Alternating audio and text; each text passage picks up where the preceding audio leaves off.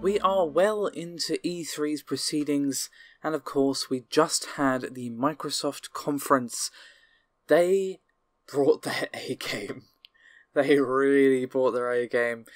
They've clearly been taking cues from Sony's excellent conference last year. Minimal talking, just lots and lots of games, which is what you should have. And there was a lot of just gameplay as well, which I liked. So, let's get cracking, shall we? My name's Amaza, and in this Red Gaming Tech video, we're going to be looking at the highlights of Microsoft's conference. It was the complete polar opposite to EA's. There was so much. They kicked things off, of course, with the Xbox Scorpio, which we now know is titled the Xbox One X. I will admit, I'm not keen on the name. It's silly and bad. They should have just stuck with Scorpio, that's fine. But, you know, a minor nitpick to say the least. Now, though, they naturally left the price reveal till right at the end, as well as the release date. It's November the 7th, and it's going to cost $499, as Jeff Keighley speculated earlier on today. To be honest, I thought it would be about $450 max, but I'm not really surprised given what we learned about the console. Obviously, we learned most of the specs a while back, but we learned some extra details. For example, all Xbox One accessories and games will work. There's going to be faster load times. They confirmed super sampling, so 1080p TVs will still see a benefit with the Xbox Scorpio, the Xbox One X, should I say. And there's also going to be liquid cooling. So they haven't skimped on cost for producing this thing. So now knowing that it has liquid cooling and obviously what we already know about the 6 teraflops and everything else, it's not really surprising that it costs this much, because any less and they're probably taking a loss on the console. This obviously is going to make it a bit of an expensive ask for a lot of people, but they did say it will be premium. So $499 is what it's going to cost, my friends, I'm afraid. But enough of that. Let's get on with the games. I have said, and many others have said, of course, that they need to bring games to this thing, because you can have the most powerful console, PC, whatever, in the world, but if you've got no games on it, it's just an expensive paperweight at the end of the day. But Microsoft heard that and went, "You want games? I'll give you games." To be exact, 42, and 22 of them were at least console exclusive. Naturally, they kicked things off with Forza 7. It's going to be in 84K, 60 FPS, and even though racing games aren't my thing, it did look pretty damn nice. We also saw a trailer for Metro Exodus, which also was true 4K. No mention of the frame rate. They were very clear to stress with Forza that it was 4K 60. There was no mention of the frame rate on Metro, so maybe it's still being worked on, or maybe it's going to be locked at 30. We just don't know, but we do know it's going to be true 4K, and the trailer was a bit scripted, but it did look cool. It's going to be in 2018, unfortunately, but still, it looked good. Assassin's Creed Origins was confirmed. A little bit surprised to see it outside of Ubisoft's conference, but I guess they want to dedicate that slot to Far Cry, or maybe we'll get more at Ubisoft's conference. Regardless, we had confirmation of a bunch of stuff. Obviously, Ancient Egypt setting has been confirmed. The name is obviously confirmed. 4K, once again, was confirmed, but no 60 FPS mentioned. There's going to be RPG elements as suspected. You can indeed use your Eagle to scout, so there's not going to be any towers from the look of it. The Elder Scrolls style compass is indeed present within the game, and it does show you clearly within the game who can be one-shot. For example, there was these enemies with sort of red markers over the heads, just to show you that these are dangerous and perhaps not guys you want to upset. I will admit, it looked good.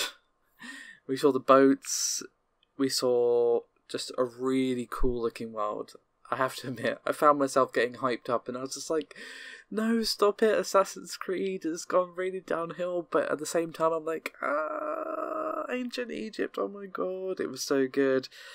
We also saw a showing from Player Unknown's Battlegrounds. There's going to be exclusive to the Xbox One console. Exclusive, obviously, is going to be an Xbox One X update, which is pretty nice. And here they just slammed through game trailers. I'm not going to talk much about a lot of them because we didn't learn a lot about most of them. We saw State of Decay 2, we saw something called the Darwin Project, which looks like another Battle Royale style game. We saw Dragon Ball Fighter Z, and we also saw something called The Last Night, which I have no idea what it is, but the graphic style looked really, really cool. We have finally got a release date for Cuphead, but, you know, I'll believe it when I see it. Just saying, no offense, but that game is the delay, the game. But the release date is going to be September 29th.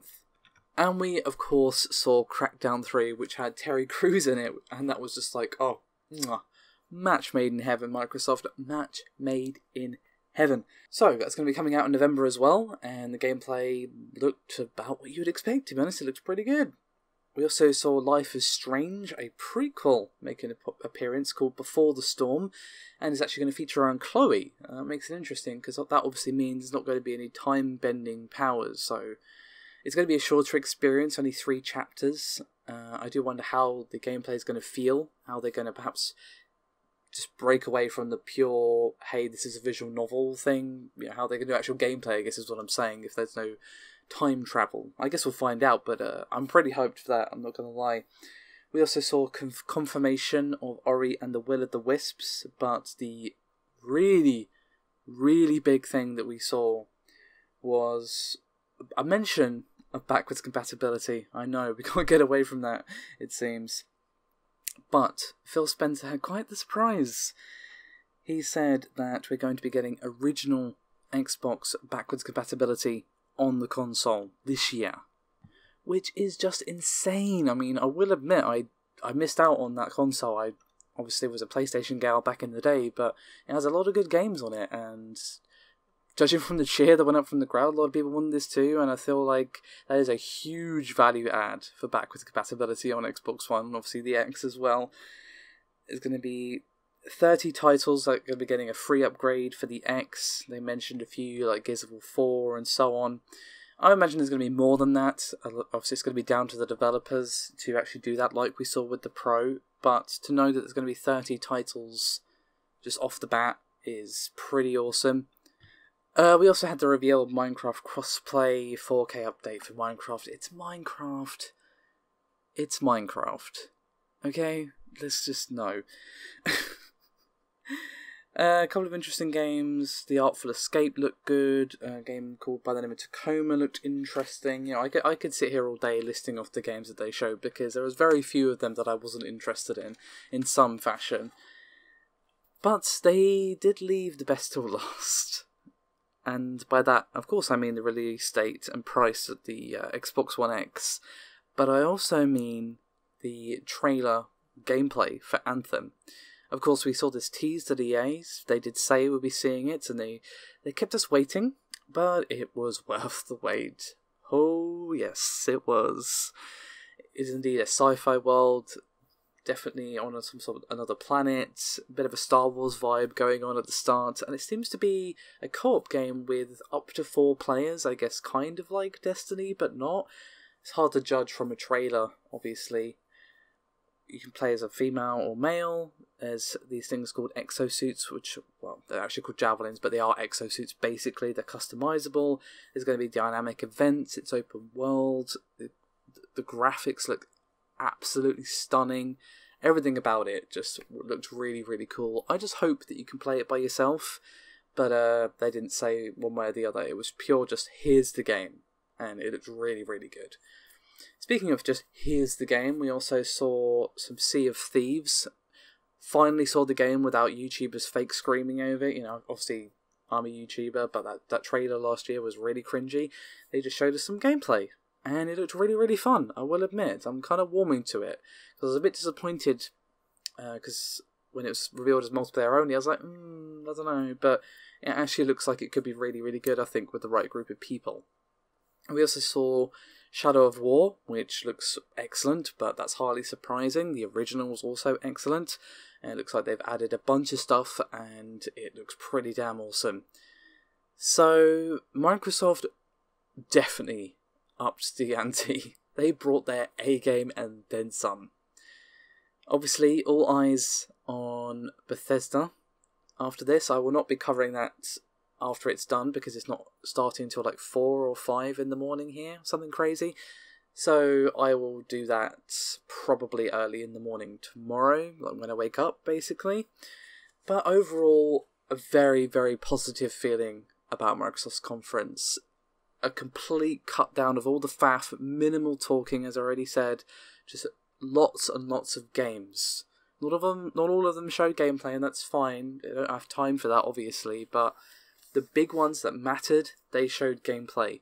And I just liked how they just cut down on the faff. They clearly just streamlined it. This is like night and day compared to the original reveal of the Xbox One, where half of the thing was dedicated to TV. This is just like complete opposite turnaround and fantastic. I couldn't be happier. Honestly, it was really, really good. Highlights for me were probably the Xbox One X and Anthem. The game Ashen looked pretty good as well. I forgot to mention that as well. One of the ID Xbox titles that they showed. Life is Strange also looked fantastic as well, because it's more Life is Strange. I'm hardly going to complain.